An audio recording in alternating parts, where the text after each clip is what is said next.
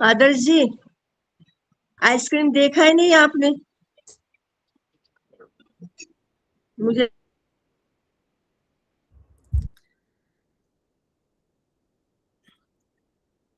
आर्य समाज रोहतास नगर के वैदिक वंदन के 274वें कार्यक्रम में आप सभी का स्वागत अभिनंदन है।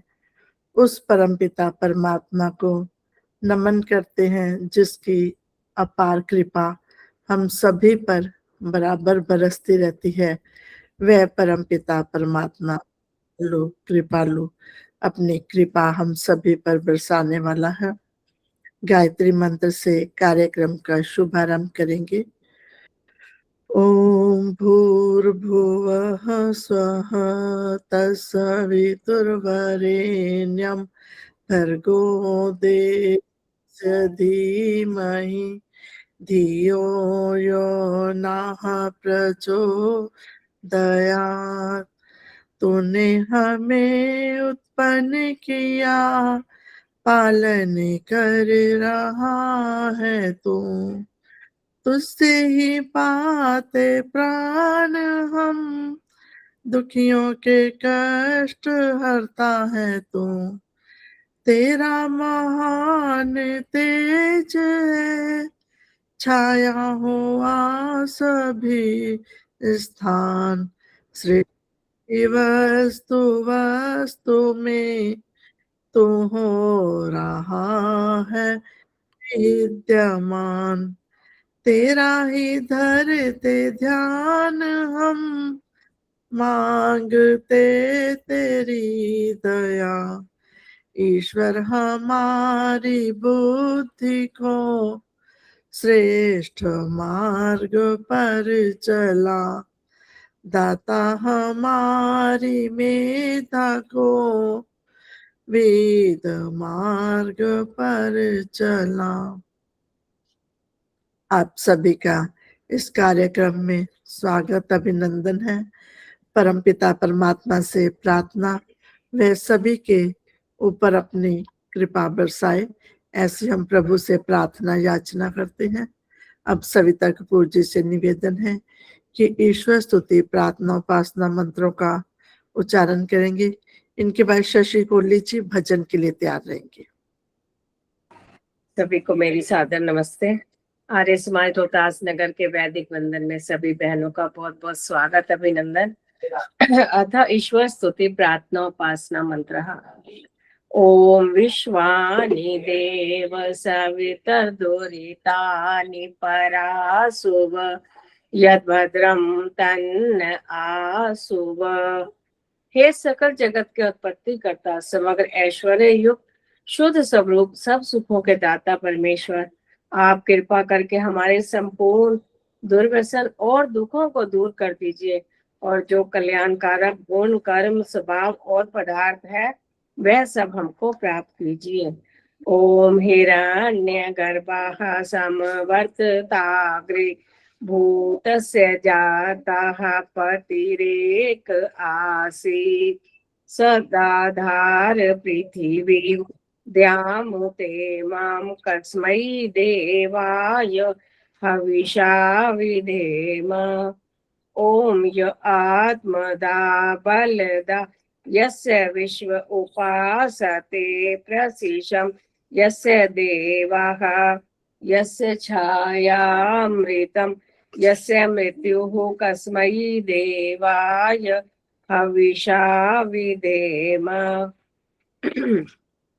ओम यः प्राणतो निमिषतो महित्वैक इद्राजा जगतो बभूव। य ईशे अस्य द्विपदश्चतुष्पदः, कस्मै देवाय हविषा विधेम। ओम येन द्यौरुग्रा पृथिवी च दृढा, येन स्वहस्तभितं येन नाकः। यो अंतरिक्षे रजसो विमानः, कस्मै देवाय हविषा विधेम। ओम प्रजापते न त्वदेतानन्यो विश्वा जातानि परिता बभूव यत्कामास्ते जुहुमस्तन्नो अस्तु वयं स्याम पतयोरयिणाम् ओम स नो बन्धुर्जनिता स विधाता धामानि वेद भुवनानि विश्वा यत्र देवा अमृतमानशानास्तृतीये धामन धैर्ययन्त ओम अग्नेनाय सुपथाराये अस्मान् विश्वानि देव वयुनानि विद्वान् युयोधस्मज्जुहुराणमेनो भूयिष्ठान्ते नम उक्तिं विदेम। हे स्वयं प्रकाश स्वरूप, ज्ञान स्वरूप, सब जगत के प्रकाश करने हारे सकल सुखदाता परमेश्वर, आप जिससे संपूर्ण विद्या युक्त हैं, कृपया करके हम लोगों को विज्ञान व राज्य आदि ऐश्वर्य की प्राप्ति के लिए अच्छे धर्मयुक्त आप लोगों के मार्ग से संपूर्ण प्रज्ञान और उत्तम कर्म प्राप्त कराइए और हमसे कुटिलता युक्त पाप रूप कर्म को दूर कीजिए। इस कारण हम लोग आपकी बहुत प्रकार की स्तुति रूप नम्रता पूर्वक प्रशंसा सदा किया करें और सर्वदा आनंद में रहें। इति ईश्वर स्तुति प्रार्थना उपासना मंत्र। धन्यवाद आदर्श। बहुत सुंदर सविता जी, आपने ईश्वर स्तुति प्रार्थना उपासना मंत्रों का उच्चारण किया और सभी के लिए प्रार्थना की कि ईश्वर हम सभी पर अपनी दया कृपा बरसाए। हम पहले पूर्ण पुरुषार्थ करेंगे, उसके बाद प्रार्थना की याचना करेंगे और ईश्वर का ध्यान करेंगे। बहुत बहुत धन्यवाद। अब भजनों के क्षेत्र में शशि को लीजिए, अपना भजन प्रस्तुत कीजिए। इनके बाद सुनीता भाटिया जी तैयार। प्रभु की है कृपा बड़ी, याद कर ले घड़ी दो घड़ी, घंटी बज जाए कब कुछ की, मौत हरदम सिराने खड़ी। किन्हीं शुभ कर्मों का फल है ये, तुझे मानव का चोला मिला, जो आया है जाएगा, मैं बंद होगा ये सिलसिला। वेद की कहती है हर कड़ी, याद कर ले घड़ी दो घड़ी, उस प्रभु की है कृपा बड़ी, याद कर ले घड़ी दो घड़ी। जिस जवानी पे इतराए तू, बातों बातों में मुक जाएगी, उबरा सीना सिकुड़ जाएगा और कमर तेरी झुक जाएगी। टेक करके चलेगा छड़ी, याद कर ले घड़ी दो घड़ी, उस प्रभु की है कृपा बड़ी, याद कर ले घड़ी दो घड़ी। जो करना है आज कर, कुछ खबर बंदे कल की नहीं, मानव चोले को कर ले सफल, ढील देना इसमें पल भर की नहीं, टूट श्वासों की जाए लड़ी, याद कर ले घड़ी दो घड़ी, उस प्रभु की है कृपा बड़ी, याद कर ले घड़ी दो घड़ी। धन्यवाद आदर्श जी समय देने के लिए। शशि जी बहुत सुंदर, बहुत बढ़िया। बहुत सुंदर भजन आपने सुनाया। सच में उस प्रभु की कृपा हम सभी पर रहती है जब हम पूर्ण पुरुषार्थ करते हैं, फिर अपनी कृपा हम सभी पर प्रभु बरसाने वाले हैं। बहुत बहुत धन्यवाद। अब आइए सुनीता भाटिया जी, इनके बाद सुदर्शन चौधरी जी तैयार रहेंगे। जी सभी को सादर नमस्ते। एक प्रभु भक्ति का भजन। लगन लगी प्रभु दर्शन की, जगमग ज्योत जगी मन की। लगन लगी प्रभु दर्शन की, जगमग ज्योत जगी मन की। मस्त हुआ मन सुमिरन में, डूब गया प्रभु चिंतन में। सुध बुध बिसरी तन मन की, जगमग ज्योत जगी मन की। लगन लगी प्रभु दर्शन की, जगमग ज्योत जगी मन की। मन का अंधेरा दूर हुआ, अंतःकरण पुर नूर हुआ। मैल मिटी मन दर्पण की, जगमग ज्योत जगी मन की। लगन लगी प्रभु दर्शन की, जगमग ज्योत जगी मन की। सतसंग को तीरथ मानो, वेदोपदेश को अमृत मानो। सीख यही है संतन की, जगमग ज्योत जगी मन की।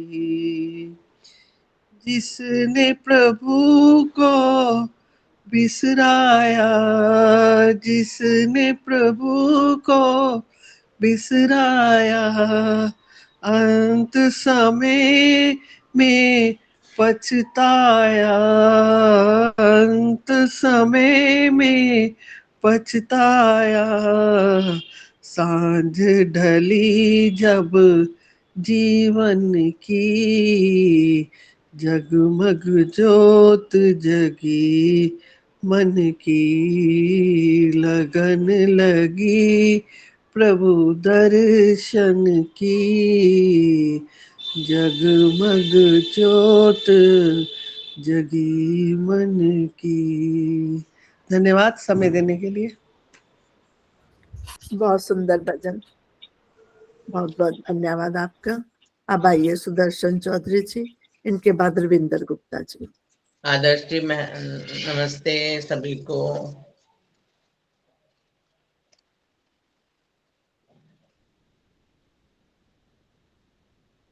माइक ऑन कीजिए सुदर्शन चौधरी जी, माइक ऑन कीजिए आप। सुदर्शन चौधरी जी माइक ऑन कीजिए आप। सुदर्शन चौधरी जी आप माइक ऑन। मैं बोलूं? धन्यवाद बहुत बहुत सभी उपस्थित बहनों को मेरा सादर नमन। कुछ लोग आज नवमी मना रहे हैं और कुछ लोग कल मनाएंगे नवमी, तो मैं श्री राम जी का एक छोटा सा भजन बोलने जा रही हूँ। राम नाम बड़ा मीठा है, कोई गा के देख ले। आ जाते हैं राम, कोई बुला के देख ले। राम तो दौड़े आते हैं हो, कोई बुलाने वाला। राम तो दौड़े आते हैं हो, कोई बुलाने वाला। बिक जाते हैं राम हो, कोई मोल चुकाने वाला। राम नाम से प्रीति तो लगा के देख ले। आ जाते हैं राम, कोई बुला के देख ले। जिस मन में अभिमान भरा हो राम कहाँ से आए। घोर अंधेरा जिस घर में भगवान कहाँ से आए।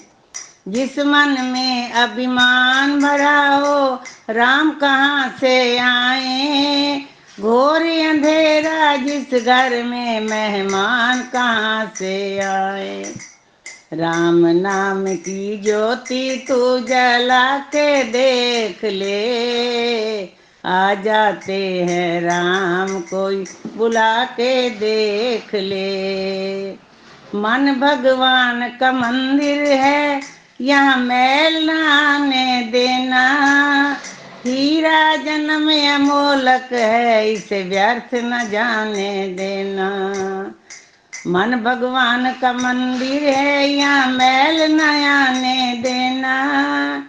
हीरा जन्म अमोलक है इसे व्यर्थ न जाने देना। राम नाम का अमृत पिला के देख ले। आ जाते हैं राम कोई बुला के देख ले। राम नाम बड़ा मीठा बड़ा मीठा बड़ा मीठा है कोई गा के देख ले। आ जाते हैं राम कोई बुला के देख ले। धन्यवाद। बहुत बहुत आदर्श जी, बहुत बहुत धन्यवाद। बहुत सुंदर। सच में हमने अपने महापुरुषों को याद करते हैं और उनके चलाए रास्ते पर हम चले तो यही हमारा सार्थक होता है। उनके दिवस को मनाना और उनके जन्म दिवसों को मनाना। और आपके साथ जो वाद्य का साथ दिया उससे भजन की और अधिक बढ़ जाती है। उनको भी आपके साथ साथ बहुत बहुत धन्यवाद। अब आइए रविंदर गुप्ता जी, इनके बाद नीलम खुन्नुजा जी तैयार रहेंगी। उपस्थित सभी आर्यजनों को मेरा नमन। आइए इस रामनवमी के अवसर पर मेरा भी एक छोटा सा गीत। नगरी हो अयोध्या सी रघुकुल सगराना हो। नगरी हो अयोध्या सी रघुकुल सगराना हो। चरण हो राघव के जहाँ मेरा ठिकाना हो। चरण हो राघव के जहाँ मेरा ठिकाना हो। लक्ष्मण सा भाई हो कौशल्या सी माई हो। लक्ष्मण सा भाई हो कौशल्या सी माई हो। स्वामी तुम जैसा मेरा रघुराई हो। स्वामी तुम सा जैसा मेरा रघुराई हो। ओ त्याग भरत जैसा सीता सी नारी हो। ओ त्याग भरत जैसा सीता सी नारी हो। लव कुश जैसे ही संतान हमारी हो। लव कुश जैसी ही संतान हमारी हो। श्रद्धा हो श्रवण जैसी शबरी सी भक्ति हो। श्रद्धा हो श्रवण जैसी शबरी सी भक्ति हो। हनुमत के जैसी निष्ठा और शक्ति हो। हनुमत के जैसी निष्ठा और शक्ति हो। सरयू का किनारा हो, सरयू का किनारा हो, निर्मल जलधारा हो, निर्मल जलधारा हो। दर्श में हो भगवन जिस घड़ी पुकारा हो, दर्श में हो भगवन जिस घड़ी पुकारा हो। नगरी हो अयोध्या सी, रघुकुल सगराना हो। चरण हो राघव के जहाँ मेरा ठिकाना हो, चरण हो राघव के जहाँ मेरा ठिकाना हो। बहुत बहुत धन्यवाद आदर्श जी समय देने के लिए। बहुत सुंदर मधुर भजन सुनाया आपने। सच में जिस परिवार में भाई का प्यार, पत्नी का प्यार, बच्चों का, माता का इतना प्यार रहता है, वह घर ही एक समान कहलाता है। हम उनके आदर्शों को अपने जीवन में धारण करें और हम भी अपने जीवन को ऐसा बनाएं कि मधुरता परिवार में, समाज में बनी रहे। बहुत बहुत धन्यवाद भाई साहब आपका। कोई बहन भाई वैदिक विनय का मंत्र बोलना चाहेगा तो अपने हैंड रेस कर सकते हैं। आइए नीलम खनुजा जी, इनके बाद चंद्रकांता जी। दीदी आप तैयार रहिएगा। बहन भाइयों को सादर नमस्ते। मेरा गीत थोड़ा सबको झंझोड़ देने वाला है, तो ध्यान दीजिए। मात पिता को पानी न पूछे भंडारा करवाते हैं, भाई का हक मार के बैठे दानवीर कहलाते हैं। छोटे भाई का हक मारा, बहन से भी अन्याय किया, अपनी सुख सुविधा का लेकिन सबसे बड़ा उपाय किया।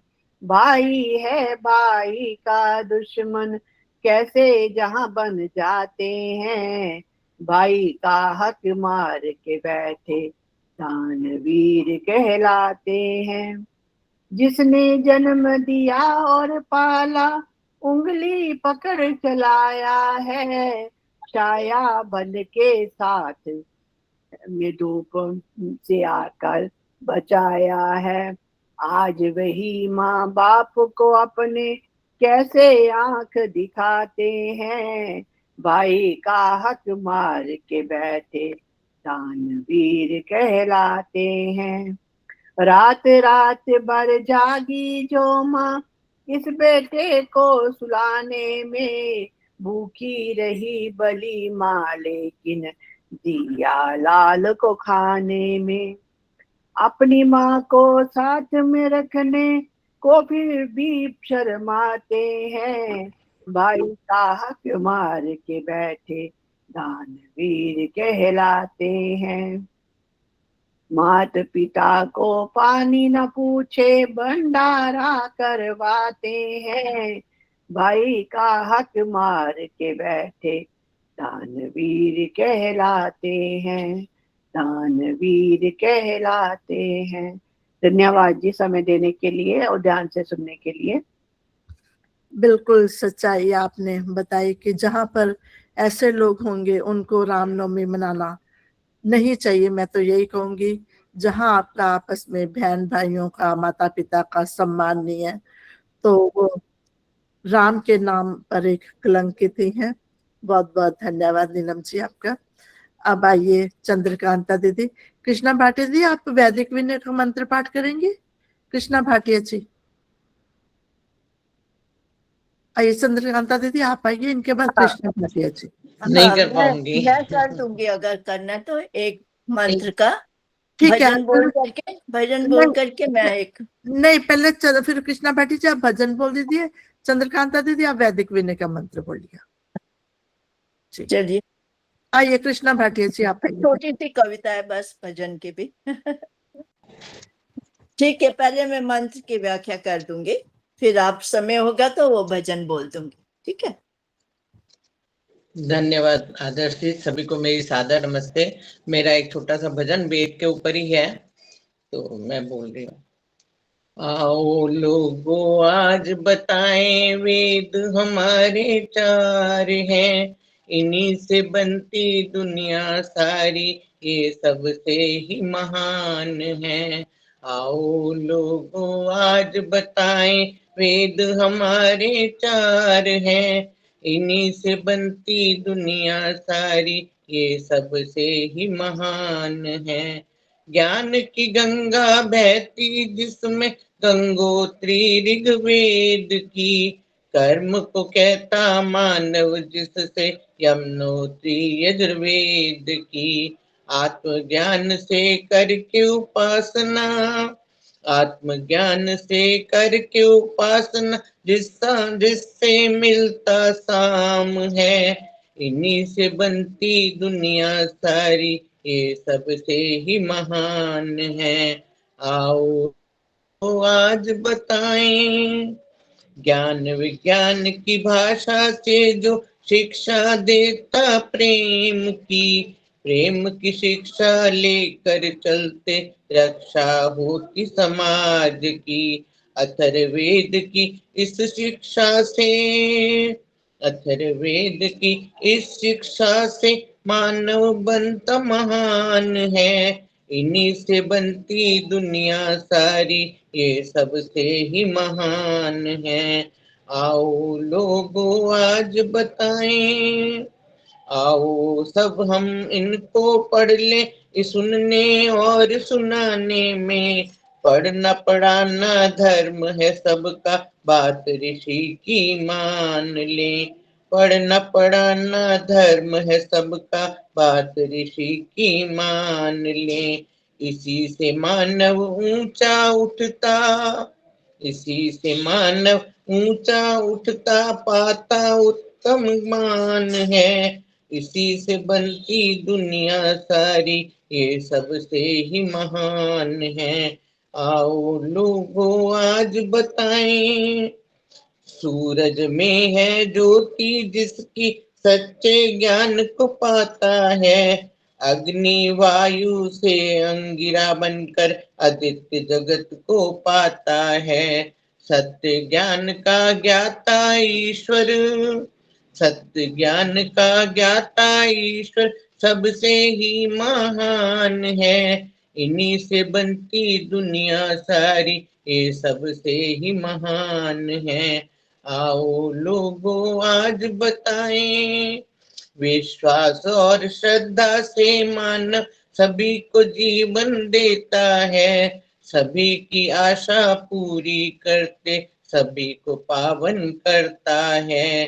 तेजस्वी बन जीव जगत में, तेजस्वी बन जीव जगत में, करता सब कल्याण है, इसी से बनती दुनिया सारी, ये सबसे ही महान है। आओ लोगों आज बताएं वेद हमारे चार हैं, इसी से बनती दुनिया सारी, ये सबसे ही महान है, ये सबसे ही महान है।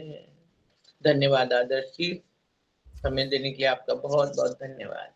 बहुत सुंदर संदेश भजन के माध्यम से कि सृष्टि के आरंभ में ही ईश्वर ने हमें जो ज्ञान दिया 4 ऋषियों के माध्यम से, वो वेद का ज्ञान है। वेद का पढ़ना पढ़ाना ही सब आर्यों का परम धर्म है, वही हमारा मुख्य ग्रंथ है। बहुत बहुत धन्यवाद, बहुत सुंदर संदेश दिया आपने। अब आइए चंद्रकांता दीदी, आप HKS से जो बहन भाई जुड़े हैं वो अपने आईडी से नाम बता देंगे तो बहुत अच्छा रहेगा। और चंद्रकांता दीदी, इनके बाद कुसुम भंडारी जी, आपका अगर नेट। हाँ जी, हाँ जी, HKS से मिस्टर सुशील नांगिया जुड़े हुए हैं और कमलेश नागिया मेरा अलग है, पर आज मेरे हस्बैंड ने खोल रखा है अपना आईडी। जी जी जी, धन्यवाद बहुत बहुत अपना परिचय देने के लिए। आपका स्वागत, अभिनंदन है इस कार्यक्रम में। थैंक अब यू। आइए चंद्रकांता दीदी, आप इनके बाद हाँ। कुसुम भंडारी जी, अगर आपका नेट सही है तो आज आप अपना गीत रख सकते हैं। जी जी बिल्कुल, जरूर रखूंगी। मैं वैदिक विनय के, ये चैत्र मास शुरू हुआ है, जो हमारा स्थापना दिवस भी पहला ही चैत्र मास है ना, तो उसी से मैंने बहुत दिन से मन में इच्छा थी कि वैदिक विनय को शुरू करूंगी, उसका हवन के बाद रोज एक मंत्र पढ़ा करूंगी। लेकिन इस बार मैंने जो अपना मन को दृढ़ किया है तो मैंने शुरू किया है पढ़ना।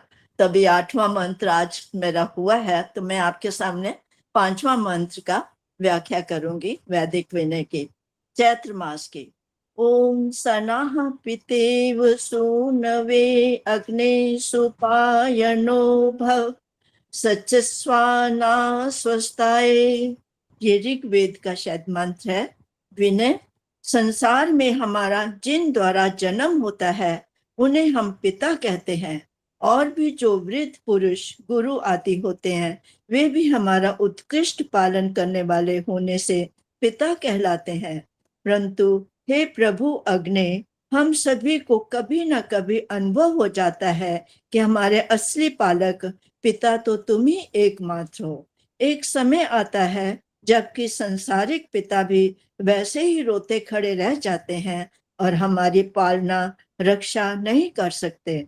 सचमुच संसार के हम सब वासी संसारिक पिता व पुत्र सबके सब तेरे एक समान पुत्र हैं। वे हम सब के पिता, हे परम पिता, जब हम सब तेरे पुत्र हैं तो हमारी तेरे तक हमेशा पहुंच क्यों नहीं होती है? पुत्र का तो ये अधिकार है कि वे जब चाहे पिता के पास पहुंच सके। जब इस संसार में और कोई हमारी रक्षा कर सकने वाला है ही नहीं, हमारा दुखड़ा सुन सकने वाला है ही नहीं, तो हे पिता, हम और कहाँ जाएं? तू तो हमारे लिए सुउपनयन रह सुगमता से पहुंच सकने वाले हो। हे एकमात्र पिता, हम जिस समय चाहे, जिस जगह चाहे तुझे मिल सके, अपना दुख सुना सके, अपनी बाल कामनाएं को पूरा कर सके। हम बच्चों की तुमसे यही प्रार्थना है, यही याचना है, और हमारा कल्याण किस में है ये भी हम अबोध बालक क्या जाने। जो हमें अकल्याण दिखाई देता है वही पीछे पता लगता है कि वह कल्याण था। हे पिता, तुम ही जानते हो कि हम बच्चों का कल्याण किस में है। बस तुम ही हमारी स्वस्थि के लिए, कल्याण के लिए हमें अपने बच्चों को सेवित करो, पालो पोसो। हम तुम्हारे बच्चे हैं, हम तुम्हारे बच्चे हैं। हम बहुत सारी अभिलाषाएं तो चाहते हैं कि ये हो जाए वो हो जाए, लेकिन जब कभी भी मन दुखी होता है, कुछ होता है, तो हम एकमात्र उस परमात्मा को ही चाहते हैं। और मैं तो, मेरे को तो कभी भी घबराहट होती है, कुछ होता है, तो मैं तो माला लेकर के ईश्वर के लिए जैसे एक गायत्री मंत्र का ही पाठ करती हूँ, तो उसमें मेरे को इतनी सांत्वना, इतनी संतुष्टि मिलती है। लगता है कि जैसे उस ईश्वर की गोद में बैठ करके मैंने अपना दुख अपना ईश्वर को बताया, और वो इतना विश्वास हो गया कि मेरे को कभी भी कुछ होता है तो वो एक गायत्री की जाप करके ही मन को संतुष्टि मिलती है, बहुत अच्छा लगता है। सच पूछो तो वही हमारे एकमात्र पिता है। और हम भी बोलते हैं ना, प्रार्थना भी करते हैं, जो हमारे लिए शुभ है, जो हमारे लिए हितकर है, हे ईश्वर हमारी गोदी में आप बिना हमसे पूछे वो गोदी में डाल देते हैं। हमें उस ईश्वर पर विश्वास करना चाहिए, वही हमारा असली पिता है। शब्दार्थ: अग्ने, हे प्रभु अग्ने, सा वह तुम, पिता सून वे इव, पिता की तरह मुझ पुत्र के लिए सुउपयनन, सुगमता से पहुंचने योग्य, भव हो, और स्वस्थाय, कल्याण के लिए हमें सचस्व सेवित करो। बस मैंने अब पहली बार आपके समक्ष मैंने अपना ये वेद मंत्र रखा है। अब आपका बहुत बहुत धन्यवाद। अगर समय है तो मैं छोटे से एक कविता का भजन रखूंगी आपके समक्ष, नहीं तो समय हो तो आदर्श जी। बाद में समय होगा तो दीदी आपको बोल दूंगी। ठीक है, ठीक है, ठीक है आदर्श जी, आपका धन्यवाद।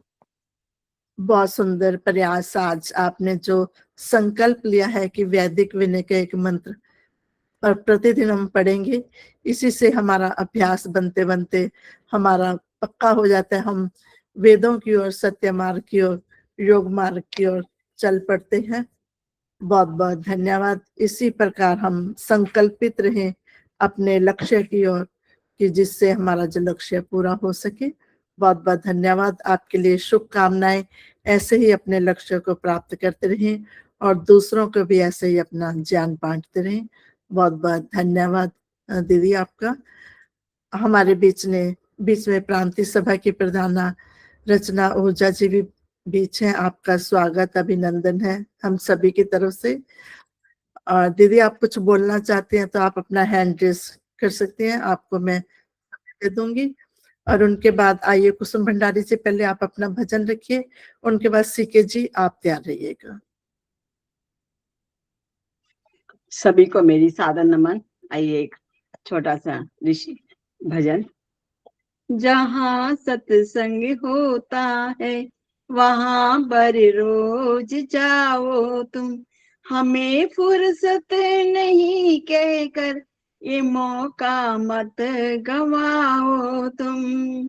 जहाँ सत्संग होता है वहाँ पर रोज जाओ तुम, हमें फुर्सत नहीं कहकर ये मौका मत गवाओ तुम। हरि सत्संग करने की न कोई उम्र होती है, अमर ये दीप है इसकी कभी बुझती ना ज्योति है। इसी ज्योति से जीवन की सदा ज्योति जलाओ तुम, हमें फुर्सत नहीं कहकर ये मौका मत गवाओ तुम। जहाँ सत्संग होता है जरा अनुभव तो करते तुम कि क्या बदलाव आता है। जरा अनुभव तो करते तुम कि क्या बदलाव आता है। कपट सब दूर होता है, हृदय निर्मल हो जाता है। इन्हीं सत्संगियों के संग, इन्हीं सत्संगियों के संग सदा जीवन बिताओ तुम, हमें फुर्सत नहीं कहकर ये मौका मत गवाओ तुम। जहाँ सत्संग होता है करके साफ मन को तुम, जो आके सत्संग को सुनना। करके साफ मन को तुम जाके सत्संग को सुनना। करके तब्दील भावों को सुंदर फूलों को तुम चुनना। इसी सत्संग सागर में सदा डुबकी लगाओ तुम।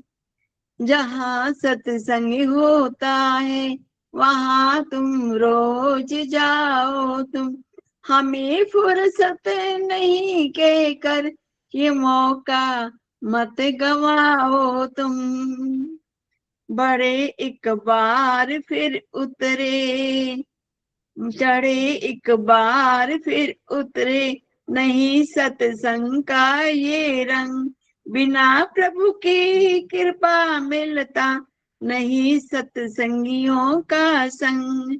गुरु संतों की सेवा कर, गुरु संतों की सेवा कर, सदा सन्निध्य पाओ तुम, हमें फुर्सत नहीं कहकर ये मौका मत गवाओ तुम। जहाँ सत्संग होता है, जहाँ सत्संग होता है वहाँ पर रोज जाओ तुम, हमें फुर्सत नहीं कहकर ये मौका मत गवाओ तुम, ये मौका मत गवाओ तुम। धन्यवाद आपका आदर्श जी, आपने मुझे समय दिया बहुत बहुत धन्यवाद आपका। बहुत अच्छा भजन, बहुत अच्छा भजन। धन्यवाद चंद्र बाबा दीदी, धन्यवाद जी। सत्संग की महिमा का आपने भजन सुनाया है कि हम जहाँ पर अच्छा सत्संग होता हो तो वहां पर आलस प्रमाद मत करें, वहां पर अवश्य हमें जाना चाहिए, ना कि हम बेकार में बैठकर अपना समय यूं ही गवाएं। बहुत बहुत धन्यवाद कुसुम जी। अब आइए सीके जी, इनके बाद दमयंती गुप्ता जी तैयार रहेंगी। सभी बहनों को सप्रेम नमस्ते जी। एक छोटा सा भजन। परमेश्वर के गुण गाने से खुशियों की वर्षा होती है। परमेश्वर के गुण गाने से खुशियों की वर्षा होती है। मन में छल कपट मिटाने से खुशियों की वर्षा होती है। दिन रात संवारते रहते हो तुम अपने बिगड़े काम सदा, औरों की बिगड़ी बनाने से खुशियों की वर्षा होती है। परमेश्वर के गुण गाने से खुशियों की वर्षा होती है। सुखियों से तो बातें करते हो, दुखियों से भी बातें किया करो। दुखियों से बातें करने से खुशियों की वर्षा होती है। परमेश्वर के गुण गाने से खुशियों की वर्षा होती है। धन जोड़ जोड़ कर रखने से सो चिंताएं उत्पन्न होती हैं। धन को शुभ काम लगाने से खुशियों की वर्षा होती है। परमेश्वर के गुण गाने से खुशियों की वर्षा होती है। निर्धन की सेवा करने से बल बुद्धि आयु बढ़ती है। सत्संग में सदा ही जाने से खुशियों की वर्षा होती है। परमेश्वर के गुण गाने से खुशियों की वर्षा होती है। मन में छल कपट मिटाने से खुशियों की वर्षा होती है। धन्यवाद जी। बहुत धन्यवाद। बहुत सुंदर भजन। सच में हम परोपकार करेंगे तो हमारा मन भी खुश होता है और दूसरों की भी हम सहायता कर पाते हैं, और सत्संग में जाने में तो हमें लाभ होता ही है। बहुत बहुत धन्यवाद आपका। अब आइए दमयंती गुप्ता जी, इनके बाद अंजू चौधरी जी तैयार रहेंगी। दमयंती गुप्ता जी, अंजू चौधरी जी आप आ जाइए, वो सुन नहीं पा रही हैं। मैं बोलूं? अभी रुकिए माता जी, अभी रुकिए, आप पहले नाम जो है ना जिनके। जी अंजू जी। नमस्ते आदर्श।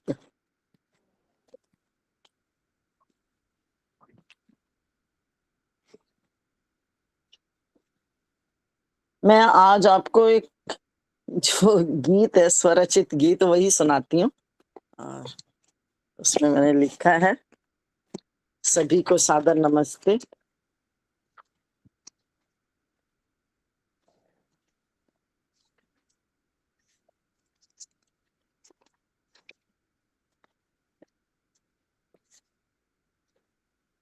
जब घर घर वेदों की ऋचाओं को गाया जाएगा, जब घर घर वेदों की ऋचाओं को गाया जाएगा, जब बालक बालिकाओं को श्रुति पाठ कराया जाएगा, हर घर स्वर्ग बनेगा, हर घर स्वर्ग बनेगा।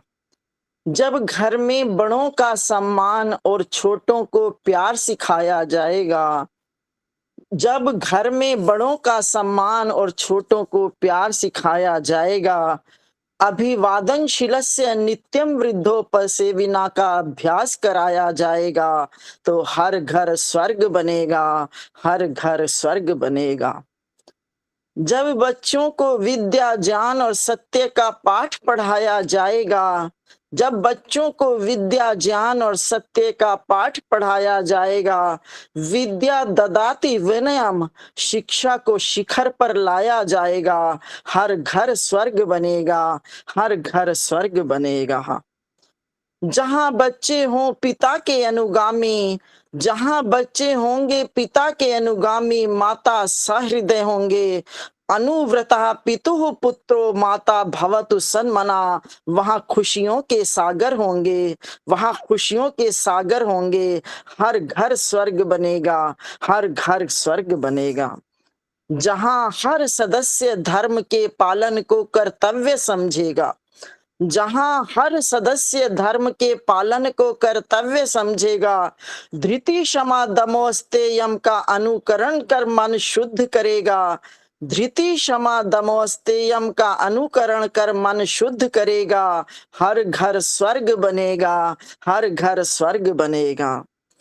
जब जीवन को स्वार्थ छोड़ परमार्थ में लगाया जाएगा, जब जीवन में स्वार्थ छोड़ परमार्थ में लगाया जाएगा, सर्वे भवन्तु सुखिनः को यथार्थ बनाया जाएगा, हर घर स्वर्ग बनेगा, हर घर स्वर्ग बनेगा।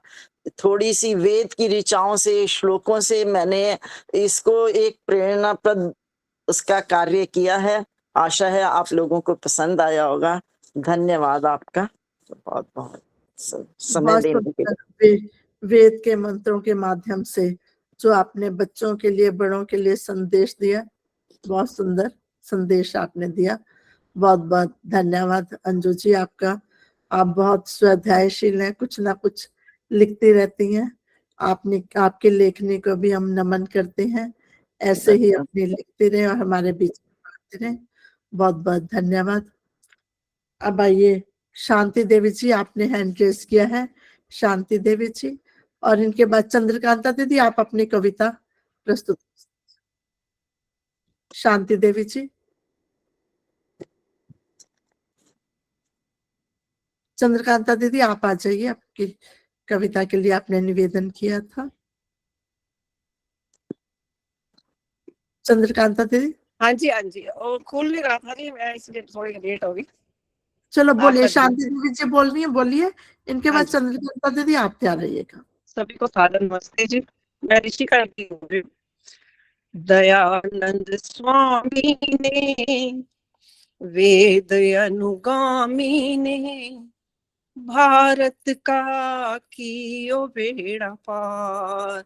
दयानंद स्वामी ने, अस्तुमा सद्गमय तमसुमा ज्योतिर्गमय, अस्तुमा सद्गमय तमसुमा ज्योतिर्गमय, सत्य का कियो रे प्रचार, उपकार आपका दयानंद स्वामी ने, वेद अनुगामी ने, भारत का कियो बेड़ा पार। जातिवाद मिटाया, पाखंडों के घर ढाए, विधवा विवाह कराया, पिछड़े थे गले लगाए, दे दिया ऋषि नाम गाम का दयानंद स्वामी ने, वेद अनुगामी ने, भारत का कियो बेड़ा पार। सत्यार्थ प्रकाश बनाया, सत्य की राह दिखाई, वेद भाष्कर स्वामी तुमने ज्ञान की ज्योत जलाई, दे दिया ऋषि पता ईश गाम का दयानंद स्वामी ने, वेद अनुगामी ने, भारत का कियो बेड़ा पार। मुंशी राम तेरे संग में शरदानंद बन जाए, अमी चंद तेरे चरणों में भजनानंद कहलाए, हम भी गा रहे ऋषि गीत आपका दयानंद स्वामी ने, वेद अनुगामी ने, भारत का कियो बेड़ा पार, उपकार आपका दयानंद स्वामी ने। बहुत बहुत धन्यवाद जी। बहुत सुंदर ऋषि का गीत आपने सुनाया, बहुत बहुत धन्यवाद। सच में ऋषि ने हमें वेदों का मार्ग दिखाकर हमें सत्य के मार्ग पर चलाया और हमारा बेड़ा पार किया, हमारे देश का बेड़ा पार किया। बहुत बहुत धन्यवाद। अब आइए चंद्रकांता दीदी, इनके बाद विजय कटारिया जी तैयार रहेंगी। माइक ऑन कीजिए चंद्रकांता दीदी, माइक। और आज के मुख्य वक्ता के रूप में कृष्णामुखी माता जी हमारे बीच में उपस्थित है। माता जी आपका बहुत बहुत स्वागत, अभिनंदन है। आइए चंद्रकांता। दरवाजा बंद कर। हाँ जी। मेरे घर ईश्वर कण कण में मौजूद है, कण कण में समाया है, लेकिन हमारी नजर का दोष है जो हम उसको ढूंढ ना पाए। और ईश्वर ने हमें अमूल्य मानव जीवन दिया जिसको हमने विषय वासनाओं में फंस करके हमने उसको गंवा ना दें। और ईश्वर से प्रार्थना है कि ईश्वर कण कण में है, इस जहां के कण कण में वो समाया है। तेरी नजर का दोष जिसे ना ढूंढ पाया है। भागता ही रहा जो धन के पीछे तू, भागता ही रहा जो धन के पीछे तू, मोह लोभ लालच के दल में फंस कर रहा यूं। ना उसको पाएगा जिसने रची ये माया है, ना उसको पाएगा जिसने रची ये माया है। तेरी नजर का दोष जो ना ढूंढ पाया है। बिताया बचपन तूने व्यर्थ खेलों में, बिताया बचपन तूने व्यर्थ खेलों में, जवानी के दिनों में भूल गया मेलों में। बुढ़ापा देखकर भी तुझको समझ ना आया। तेरी नजर का दोष जो तू ढूंढ ना पाया, उस ईश्वर के कण कण में समाया है। ना किसी को दिल से तू अपना कभी समझता है। जिस दिया दगा उन्हीं को जिनने तुमको ममता थी, जिनकी तुझसे ममता थी। तेरी नजर में हर शख्स ही पराया है, तेरी नजर में हर शख्स ही पराया है। तेरी नजर का दोष जो ना ढूंढ पाया है। व्यर्थ के जालों में तूने स्वयं को उलझाया है, व्यर्थ के जालों में तूने स्वयं को उलझाया है। अंत समय भी तू इनसे नहीं निकल पाया है। तेरी तृष्णा ने तुझको अजब नचाया है, तेरी तृष्णा ने तुझको अजब नचाया है। तेरी नजर का दोष जो ना ढूंढ पाया है, तेरी नजर का दोष जो ना ढूंढ पाया है। विषय की नींद से अब तो जरा जग जा तू, विषय वासनाओं की नींद से अब तो जरा जग जा तू। संभाल होश जरा बेसुध बेहोश है तो, जरा संभाल होश बेसुध बेहोश है तो। समय चला गया तो फिर ना लौट पाया है, समय चला गया तो फिर ना लौट पाया है। तेरी नजर का दोष जो ना ढूंढ पाया है, तेरी नजर का दोष जो ना ढूंढ पाया है। मिला है नर्तन तुझे बड़ा अनमोल है ये, मिला है नर्तन तुझे बड़ा अनमोल है ये। कमाई कर ले कुछ तो इसको यूं ना रोल तू, कमाई कर ले कुछ तू इसको यूं ना रोल रे। श्रेष्ठ जीवन यही है, श्रेष्ठ जीवन यही है, ऋषियों ने भी यही दोहराया है। श्रेष्ठ जीवन यही है, ऋषियों ने भी यही दोहराया है। तेरी नजर का दोष जो ना ढूंढ पाया है, तेरी नजर का दोष जो ना ढूंढ पाया है। ईश्वर तो कण कण में समाया है, लेकिन हमारी नजर है का दोष है जो हम नहीं ढूंढ पाए। उसने तो अमूल्य मानव जीवन दिया, अमूल्य यंत्र लगाए हैं जिनकी कोई कीमत नहीं है, लेकिन ये हम विषय वासनाओं में फंसकर समय का सदुपयोग न करके, प्रभु का स्मरण न करके हम उसकी नजर में गिर जाते हैं कि हम उसको ढूंढ नहीं पाते हैं। ये कविता की कुछ पंक्तियां थी। आदर्श जी, मैंने आपके समक्ष रखी, समय दिया आपने, आपका बहुत बहुत धन्यवाद। बहुत सुंदर, बहुत सुंदर। सच में कि हमें ईश्वर ने सभी इंद्रियां दी हैं, आंखें दी हैं, कान दिए, नाक दिए, लेकिन हम उनका सदुपयोग नहीं करते। बाहरी विषयों में ही हम भटकते रहते हैं कि ईश्वर तो हमारे पास ही है, तब भी हम उसको देख नहीं पाते, सुन नहीं पाते कि हम किस प्रकार उसको जाने, सुने, देखें। ऐसा हमें प्रयास करना है। बहुत बहुत धन्यवाद दीदी आपका। कृपा शर्मा दीदी भी हमारे बीच में उपस्थित है। आपका स्वागत, अभिनंदन। आप भी बहुत स्वाध्यायशील, आपके वक्तव्य में सुनती रहती हूँ। आपका हम स्वागत करते हैं।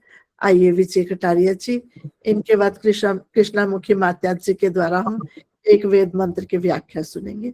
आइए। सभी को सादर नमस्ते। समय देने के लिए बहुत बहुत धन्यवाद। एक छोटा सा गीत।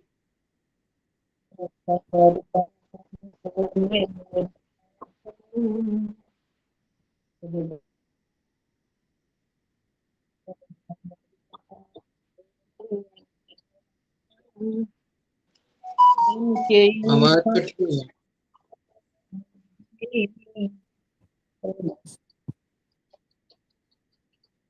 ऐसा वरदान दो मेरे,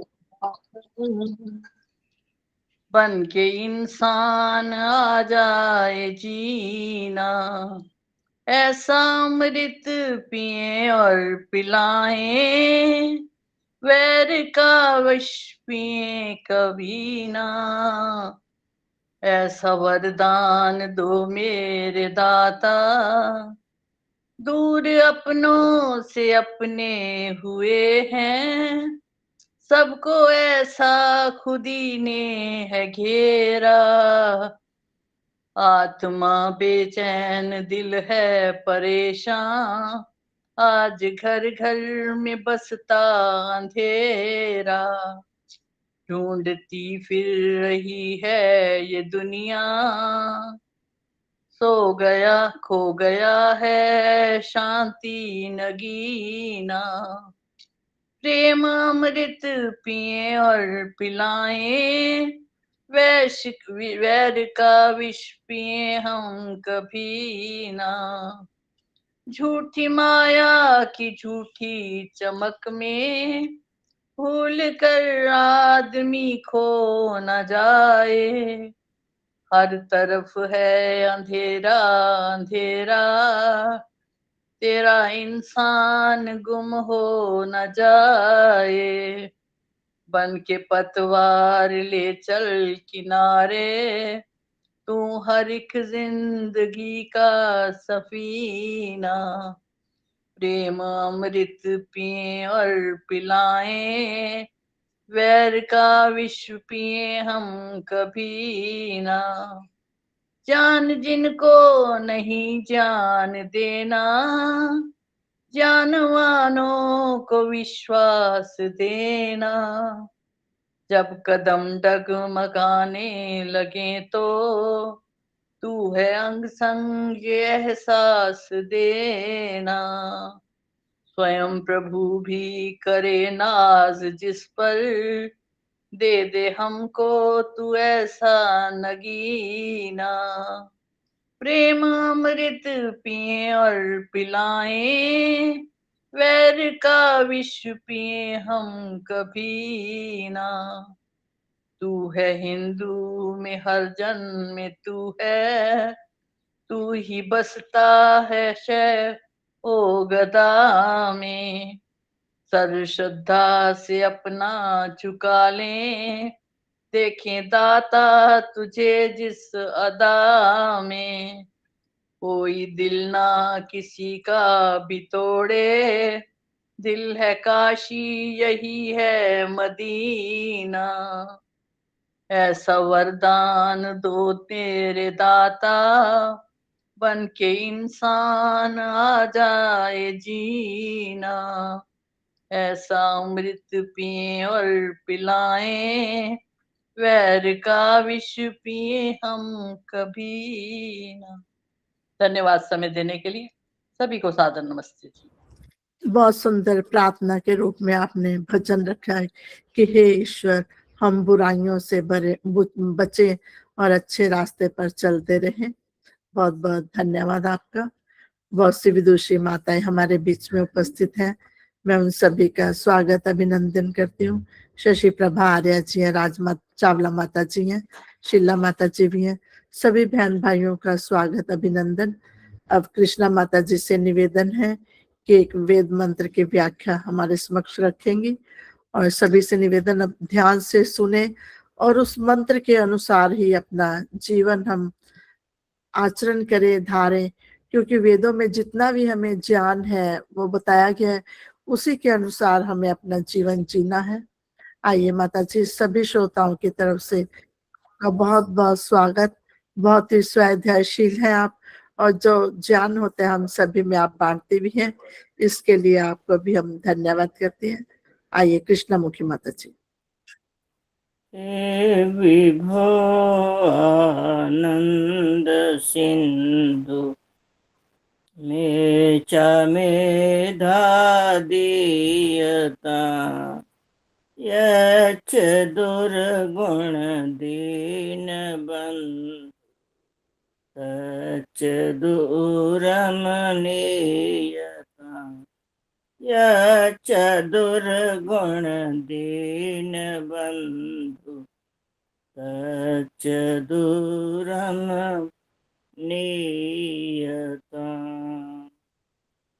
आदर्श मेहता जी, कुशल संचालिका,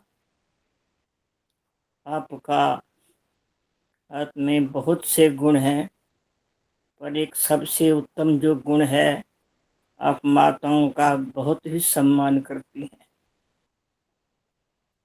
तो माताएं तो सम्मान से ही प्रसन्न होती हैं, चाहे घर में हो चाहे बाहर हो। माताओं को ही आपके सम्मान की आवश्यकता है।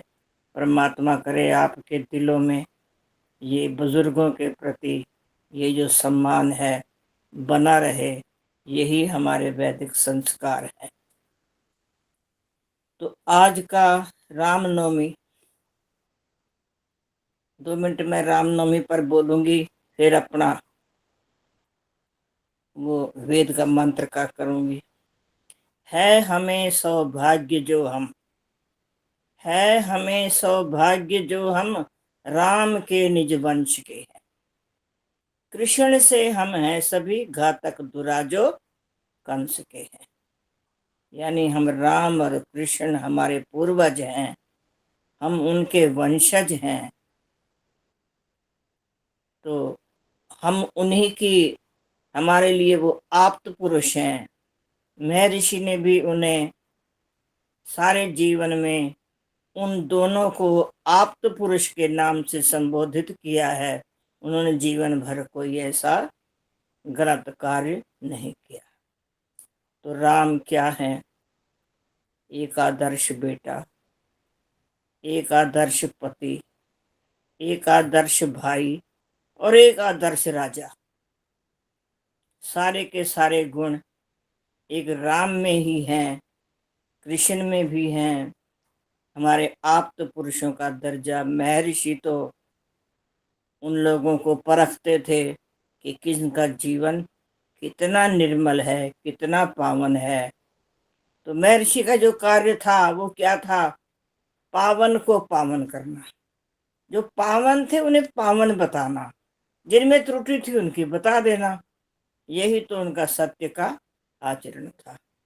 तो अब मैं जो मंत्र मैंने आज का लिया है, ईशोपनिषद का चौथा मंत्र है। ये मैंने ईशोपनिषद कहा था, अभी जब मंत्र मैंने नहीं देखा था भी कौन सा बोलूंगी, तो मैंने ईशोपनिषद का चौथा मंत्र लिया है आज के लिए। ओम अनेज देकम मनसो जवीयो नैनद देवा आपनो वन पूर्व मर्षत तद्धावतो न्यान्यतेति तिष्ठ तस्मिन्नपो मातरिश्वा दधाति, मातरिश्वा दधाति। पदार्थ: अनजत, ना कांपने वाला, भय ना खाने वाला, एकम अद्वितीय, मनसा, मन से, जवीयः अधिक वेगवान, ना नहीं, एतत् इस मन को भी पीछे छोड़ने वाले को, देवाः प्रकाश करने वालों, इंद्रियां आपनो वन पा सकती, पूर्वम पहले ही, अर्षत विद्यमान होने से तत् वह धावता दौड़ते हुए अन्यान औरों को अत्यति पीछे छोड़कर आगे पहुंचा होता है। तस्मिन उस ब्रह्म के कारण अप जल को मातरिश्वा वायु दधाती धारण करता है। तो ईशोपनिषद आपने बहुत बार सुना होगा। तो ये चौथा मंत्र है। इसके पहले मंत्र में बताया गया है कि ईश्वर सर्वव्यापक, जिसे हम कहते हैं ईशावास्यमिदं सर्वम। दूसरा है कुर्वन्ने वे कर्माणि जिजी विशेषतः, यानी हमें निष्काम कर्म करने चाहिए, सकाम कर्म नहीं। इसमें श्री कृष्ण का भी भूमिका है। अब तीसरा मंत्र है ओम असुरिया नाम ते लोकांधेन तम सावृता, यानी अपनी आत्मा के अधिकारों को मत छीनो, उसके विरुद्ध कार्य मत करो, क्योंकि आत्मा हमारा अच्छा चाहता है। हम उसकी अवहेलना करके ईश्वर की आवाज को न सुन करके गलत कार्य करते हैं। अब इन 3 मंत्रों में वो दिया हुआ है। अब जो चौथा मंत्र मैं आज आपके सम्मुख ले रही हूं, इसमें है ईश्वर का स्वरूप क्या है। ईश्वर का स्वरूप तो हमारे लिए बहुत बड़ी एक चुनौती है। ईश्वर के स्वरूप को पता नहीं लोगों ने कैसे कैसे बता रखा है। यहाँ जो वेद में मंत्र आ रहा है, ईश्वर सर्वत्र होने के नाते कांपता नहीं है, अनेजेतकम, एक होने के कारण कांपता नहीं है, और सर्वत्र होने के कारण कांपता नहीं है, और एक होने के कारण किसी से डरता नहीं है। क्योंकि डरता वो है जो उससे कोई बड़ा हो। जब ईश्वर के बराबर ही कोई नहीं तो वो क्यों किससे भय खाएगा। तीसरी बात कही, वो गति नहीं करता। गति वो करता है जो सीमा में बंधा हुआ हो, परिच्छिन्न हो, एक जगह हो। तो वो सीमा से, उसकी कोई सीमा नहीं है, वो अपरिच्छिन्न है, सब जगह मौजूद है। और कहा वो मन से भी अधिक वेगवान है, बिना गति किए हुए भी मन से अधिक वेगवान है। जहां मन पहुंचता है वो वहां पहले पहुंचा होता है। तात्पर्य यही है, वो गति करके नहीं जाता, वो अखंड है, वहां पहले से ही था। गति तो वो करता है जो एक देशी हो, यहाँ है वहां नहीं है, वहां है वहां नहीं है।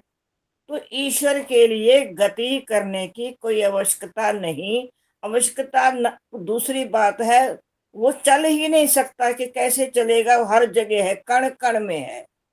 बहुत गहरी बात है ये, बिल्कुल कण कण में है। हलता चलता वही है जिसने थोड़ा सा आगे पहुंचना हो या पीछे सरकना हो। आगे भी वही, पीछे भी वही, बीच में भी वही, तो सरकेगा कहाँ। यानी आधार है, ईश्वर आधार है। तो उसके बिना एक कण भी खाली नहीं है, इसलिए वो गति नहीं करता है। और आगे कहा मन की भी वहां पहुंचनी है, इंद्रियों की भी वहां पहुंचनी है। क्योंकि इंद्रियां जो हैं वो बाहर की ओर देखती हैं, ईश्वर तो हमें अंदर दिखाई देगा। तो इंद्रियों की पहुंच नहीं है, मन की पहुंच नहीं है। वो इसलिए कहा है मन से भी वेगवान है, वहां पहले पहुंचा होता है। यानी वो पहले था, आगे आगे वो चलेगा तो ईश्वर पहले था, है वहीं रुका हुआ है, सब जगह है, वो चलता नहीं है। कितने सुंदर बात कह दी, कांपता नहीं है। कांपेगा क्यों? कांपता वही है जिसके इर्द गिर्द खाली जगह हो। अब हम खड़े हो जाएं, हमारे पास वाली जगह कुछ नीची है, इधर वाली ऊंची है, हम इधर उधर हिलने से कांपने लगते हैं। उसको तो हिलने की आवश्यकता ही नहीं, अखंड है। कितनी बड़ी बात कह दी, वो अखंड है, हिल सकता ही नहीं, इसलिए ना वो गति करता। दूसरी बात कही, वो गति नहीं करता पर हर वस्तु को गति देता है, हर पदार्थ को गति देता है, अपनी शक्ति से उसे गति देता है। तो आगे प्रश्न करने वाले भी कमाल करते हैं। उन्होंने प्रश्न किया, क्या ईश्वर गति शून्य है, गति नहीं करता? फिर वही उत्तर, गति तो वो करता है जो सीमा में बंधा हुआ हो, ईश्वर गति नहीं करता। ईश्वर, आगे उसने प्रश्न किया कि ईश्वर निराकार है या साकार है, तो उत्तर मिला ईश्वर निराकार है। तो कहा निराकार होते हुए संसार को कैसे बना सकता है, इतनी बड़ी सृष्टि की रचना वो कैसे कर सकता है? तो कहा निराकार ही ईश्वर, उत्तर मिला निराकार ही संसार की रचना कर सकता है, आकार वाला तो कर ही नहीं सकता। आकार वाला तो यहाँ के जो पदार्थ हैं उनको बनाना दूसरी बात है, पर अंदर से सृष्टि की रचना करनी वो निराकार ही कर सकेगा। हम बाहर देखते हैं जो किसी चीज की रचना करता है, एक एक ईंट मकान पर लगाता है, फिर कहता है दीवार यहाँ तक बन गई, फिर कहता है दीवार यहाँ तक बन गई, जहां वो रोक देता है वहां रुक जाती है। पर ईश्वर की बनी हुई सृष्टि हम अपने गर्भ में देख लें, जब बच्चा बाहर आ जाता है तो कभी हमने देखा है कि आज इसका सिर बड़ा हुआ है, आज इसकी नाक बड़ी हुई है, हमारे सामने पलता है। हम ये कह भी नहीं सकते रात को इसकी नाक बढ़ गई, आज इसका हाथ बढ़ गया। यानी वो एक साथ ही अंदर से सारी सृष्टि के जीवों के अंदर जो शरीर को बना रहा है वो एक साथ ही बना रहा है। तो इसलिए ईश्वर निराकार होते हुए भी अगर साकार होता तो ये संसार बना ही ना सकता। साकार कोई नहीं बना सकती ऐसी चीज। तो ईश्वर निर्गुण भी है, सगुण भी है। ईश्वर निराकार है, इसमें वेद में प्रमाण है, ना तस्य प्रतिमा अस्ति, ईश्वर की कोई मूर्ति नहीं, इसलिए वो निराकार है। तो कहा भी हम तो नहीं मानते ये बात, प्रश्न वाला कहता हम नहीं मानते इस बात को कि बिना हाथों के उसने इतना बड़ा संसार बना दिया।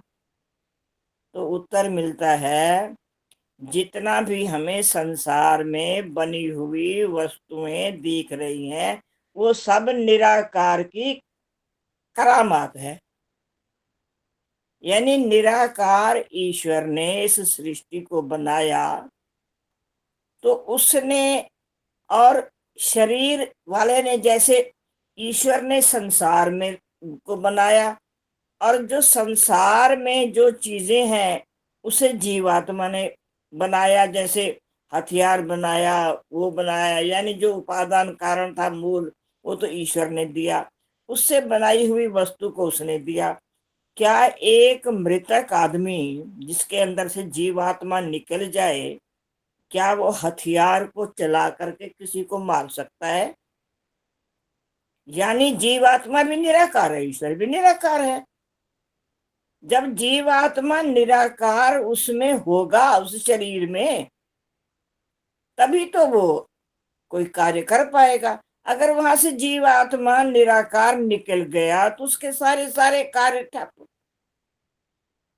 ऐसे ही ईश्वर संसार में है, ईश्वर सारे संसार को निराकार ही बना रहा है।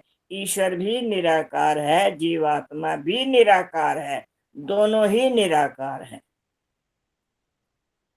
तो आगे कहा ये बात हमारी मस्तिष्क से बाहर है, प्रश्न करने वाला कह रहा है। तो कहा ये मातरिश्वा दधाति, इसका क्या अभिप्राय है? कहा मातरिश्वा दधाती, यानी जो समुद्र में जल है उसको वाष्प बनाना, सूर्य की किरणों से वाष्प बनाना, वायु से उड़ाना, ऊपर आकाश तक पहुंचाना, फिर उसके लिए बारिश होना, ये ईश्वर के ही कार्य हैं। क्योंकि जड़ को भी वो गति दे रहा है, चेतन को भी वही गति दे रहा है।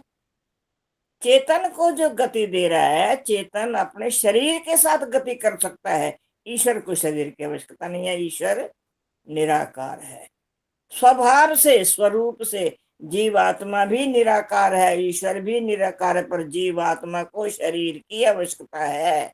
वो अल्पज्य है, अल्प शक्ति वाला है।